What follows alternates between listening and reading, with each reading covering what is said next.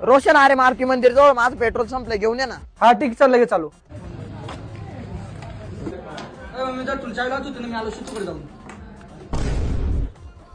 बरं झालं टायमिंग मध्ये आला, दे चल पेट्रोल. शिट्या शिवाय नको देऊ, पण मी पेट्रोल दुकान विसरून आलोय. तू काय मूर्ख आहे का रोशा? जावे घेऊन ये आता.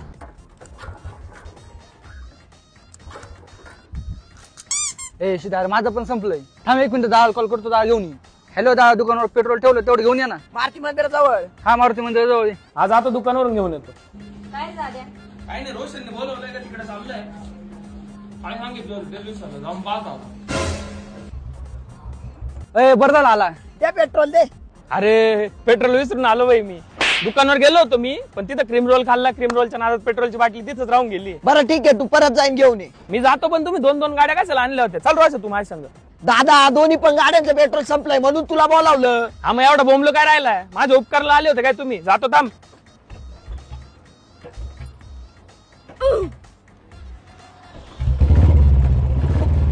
आहे